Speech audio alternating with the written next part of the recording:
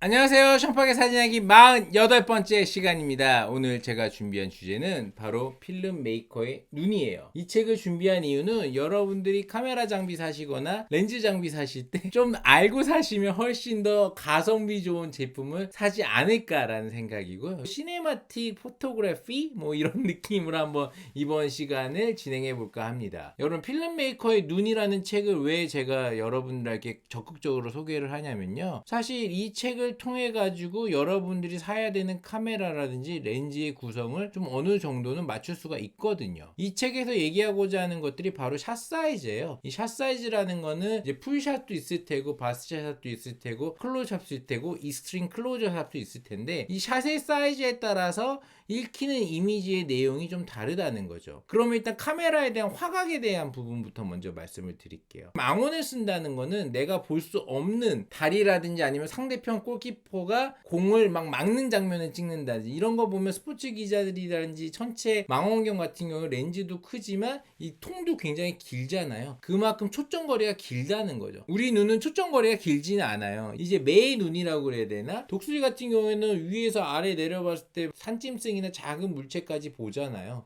뭔가 줌이 됐다고 그래야 되나? 동공이 막 작아지면서 물체를 막 볼 수 있는 이런 역할을 하는 망원적인 요소들은 기본적으로는 타겟이 정확히 있는 거거든요. 먹잇감이 있듯이 뭔가 내가 찍고자 하는 목적이 너무 뚜렷하게 보이는 거죠. 왕가희 감독의 타락천사 보면 CCTV처럼 얼굴이 눌려 보이거나 막 이렇게 늘어나 보이듯이 뭔가 정상적이지 않는 광각 렌즈를 쓰는 감독들도 있지만, 그런 것들은 굉장히 독특한 상황인 거고요. 기본적으로는 이제 히치콕의 법칙이라고 그래갖고, 내가 찍고자 하는 이미지를 단편적으로 컷 안에 크게 담을수록 주제의식이 강하다고 보는 거거든요. 주제의식이 강하다라는 건 감독의 연출력이 좀 더 많이 들어가 있다. 사진 작가가 뭔가 보여주려고 하는 이미지에 대한 내용이 좀 더 부각시키려고 하는 게 크다라고 볼 수 있는데, 망원이라는 거 자체 여러분도 아시겠지만 멀리 있는 물체를 가까이 보는 것처럼 느끼게 하는 판타지 효과가 있잖아. 근데 그 판타지 효과가 좀 무섭게 느껴질 수도 있고 초현실적으로 느껴질 수 있는 거죠. 만약 저쪽에도 막 군사들이 막 몰려 들어오는데 그거 자체 인물들을 하나하나씩 볼 수 있을 정도의 망원으로 당겨서 찍었다면 전체적인 군사의 모든 면을 보여주지 않더라도 뭔가 압도적으로 느껴지는 공포감이나 불안감을 조성할 수 있다라는 거죠. 그런 식으로 이제 망원 같은 경우에는 집중할 수 있는 이미지에 대한 캐치력이 있다 보니까 저 같은 풍경사진 작가도 일부러 이제 망원을 뭐 쓰지는 않지만 이제 망원적인 효과를 보기 위해서 조금은 망원의 효과가 있는, 표준보다는 좀 더 화각이 좁은 렌즈를 선호를 하죠. 화각이 좁을수록 어떻게 보면 초점거리가 길기 때문에 초점을 맞추는데 조금 어려움이 있을 수는 있어요. 하지만 그만큼 이미지 하나하나에 대한 내용에 대한 메시지를 조금 더 함축적으로 담을 수가 있는 거죠. 그래서 풍경사진 작가가 오히려 화각이 넓은 렌즈를 쓰는 것보다는 화각이 좁은 망원 렌즈를 쓰고, 그만큼 이제 망원을 쓰다 보면 F값이라고 하는 조리개 수치가 좀 올라갈 수밖에 없겠죠. 다음 얘기는 뭐냐면, 이 망원 렌즈에서 이제 광각 렌즈, 표준 렌즈를 쓰는데 우리가 이제 초점을 짧게 잡는 게 있잖아요. 우리 눈은 초점이 짧잖아요. 그러다 보니까 이 초점이 짧은 부분, 이런 것들에 대해서 공부할 필요가 있는데, 초점이 짧다라는 얘기, 그거는 이제 35mm 필름에서는 50mm가 이제 표준 렌즈가 되고 그거에 대한 초점 거리가 정확하게 50이 기준이 되는 건데, 반대로 얘기해 갖고 16mm 영화 필름이 있어요. 이 16mm의 기본 렌즈는 25mm가 돼요. 그러면 이런 유튜브라든지 기본적으로 일상의 생활에서 초점 거리가 짧은 걸 쓴다 그랬을 때는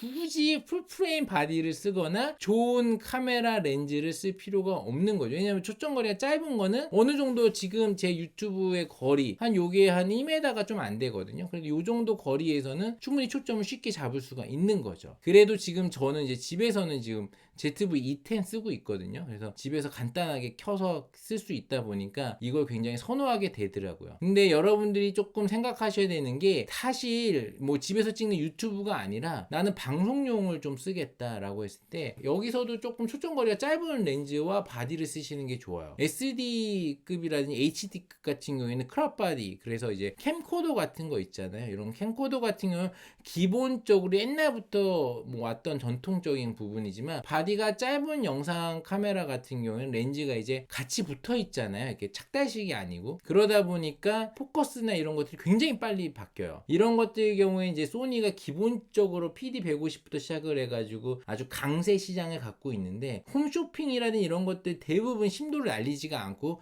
올 포커스잖아요. 그리고 조명 많이 빵빵하게 켜고, 이랬을 때 앞에 있는 사람 잡아주세요, 뒤에 있는 사람 잡아주세요, 제품 잡아주세요, 이런 식으로 이런 용도로 초점거리가 짧은데 짧은 만큼 이동이 계속 조금씩 있는 것들은 캠코더가 훨씬 더 유리한 거죠. 그래서 사람들이 이제 줌렌즈를 쓰는 이유가, 줌렌즈를 쓰면 초점거리가 긴 것도 있고 짧을 수도 있고 왔다 갈 수 있잖아요. 하지만 그걸 우리는 보통 저속 렌즈라고 그러거든요. 그래서 그만큼 빛이 들어오는 양이 적다, 그래갖고 적기 때문에 불편한 점이 좀 있죠. 왜냐면 아무래도 이제 아웃포커스에서 심도가 얕게 보여질 수 있는 부분이 좀 쉽지가 않죠. 심도를 얕게 날린다는 거는 우리가 눈으로 볼 수 없는, 가까운 물체는 포커스를 마치고 조금만 벗어나도 이제 다 아웃포커싱이 되는데, 그 아웃포커스가 많이 될수록 제품이라든지 어떤 인물이라든지 이런 것들을 부각시키기 훨씬 좋잖아요. 그러다 보면 렌즈 자체가 굉장히 투명해야 되고 맑아야 되는데, 줌렌즈 같은 렌즈를 여러 장을 껴야 되니까 그만큼 이제 구경도 클 수가 없는 거죠. 이래서 이런 어떤 불편한 점은 있지만, 반면에 이제 초점거리를 뭐 앞에서 잡고 뒤까지, 그래서 뭐 50mm인데 500mm까지 잡는다, 뭐 F값은 5.6, 8이다, 뭐 이럴 수는 있겠지만 그만큼 10배 가깝게 초점거리 왔다 갔다 할 수 있는데, 이제 단렌즈라든지 프라임 렌즈 같은 경우에는 그런 게 불가능하죠. 그렇기 때문에 이제 줌렌즈 형태로 아예 그 카메라에 밀착시켜서 나온 거 캠코더라고 하는데, 이 캠코더 시스템이 그런 부분에서는 초점거리도 짧고 초점거리 먼 것도 빨리 찾을 수 있고, 대신에 렌즈 자체도 한꺼번에 다 카메라랑 맞춰서 나오기 때문에 렌즈의 밝기도 일반적인 줌렌즈보다는 좀 밝을 수밖에 없는 거죠. 대신 가격대가 어느 정도는 존재하죠. 왜냐면 바디랑 렌즈가 합쳐져 있으니까요. 그래서 여러분들이 이제 사진 장비를 사시거나 카메라 장비를 쓰실 때 내가 찍고자 하는 것들이 어떤 영상의 결과가 방송용으로 그냥 뉴스적으로나 아니 다큐멘터리적으로 뭔가 길게 찍어야 되고 초점을 빨리빨리 바꿨을 때는 캠코더형 영상 비디오 카메라가 훨씬 더 유명한 거죠. 물론 요즘에 워낙에 사진 자체를 영화적으로 찍고 싶어하는, 영상 감독이 되고 싶어 하시는 분들이 많고, 하지만 실무적으로 봤을 때는 이 초점거리에 대한 계산을 정확하게 하지 않으시면 이제 어떻게 보면 카메라 선택을 잘못하게 되면 내가 벌고자 하는 수익을 어느 정도 포기할 수밖에 없다라는 생각을 하게 되는 거죠. 마지막으로 여러분들이 얘기하고 싶은 거는 프라임 렌즈예요. 이 프라임 렌즈를 쓰는 이유는 영화 감독들이나 촬영 감독들이나 영화 쪽으로 종사하시는 분들은 엄청난 제작비에서 완벽한 한